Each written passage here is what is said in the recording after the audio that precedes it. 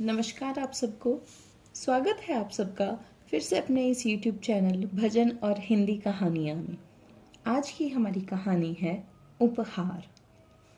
विवाह के बाद जब एक साधारण परिवार की बेटी पहली बार मायके से ससुराल जाने लगी तो पिता ने अपनी बेटी को बड़े लाड से अन्य उपहारों के साथ एक सुगंधित अगरबत्ती का डिब्बा भी दिया और उससे कहा कि बेटी, जब भी तुम अपने ससुराल में पूजा करोगी तब इस अगरबत्ती को जरूर जलाना। लेकिन जब माँ ने लड़की के पिता को ऐसे कहते सुना तो उसे बड़ा आश्चर्य हुआ।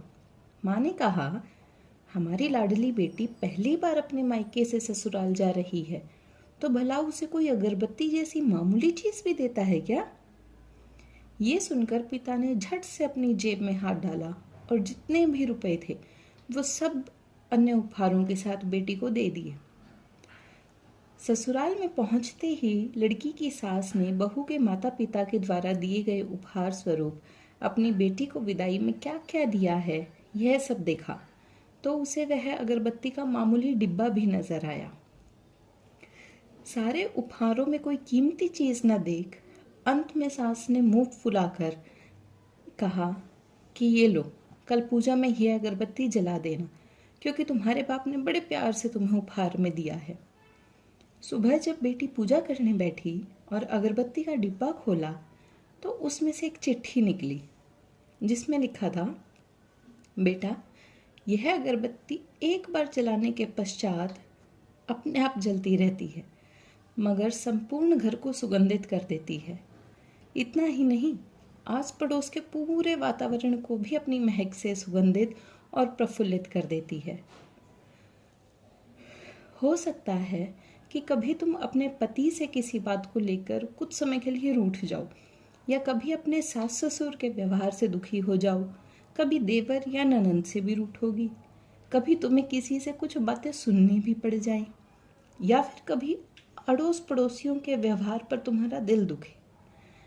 तब तुम मेरी यह भेंट ध्यान में रखना, अगरबत्ती की तरह जलना।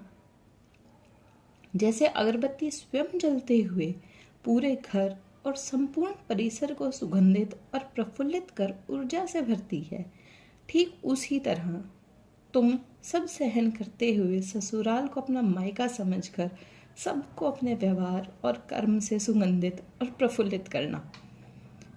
बेटी चिट्ठी पढ़कर रोने लगी। सास ने जब बहू के रोने की आवाज सुनी तो लपक कर उसके पास आ गई। फिर पति और ससुर जी भी पूजा घर में पहुंचे जहां बहू रो रही थी। अरे, हाथ में कोई चोट लग गई क्या? पति ने पूछा।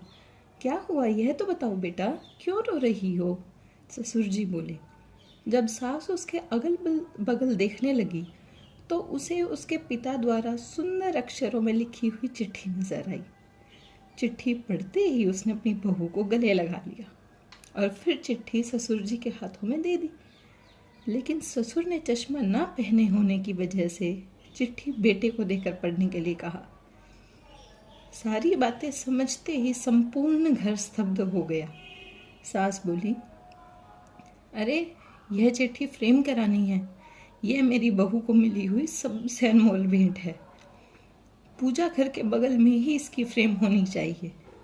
और फिर सदैव वह फ्रेम अपने शब्दों से संपूर्ण घर और अगल बगल के वातावरण को अपने अर्थ से महकाती रही, अगरबत्ती का वो डब्बा खत्म होने के बावजूद भी।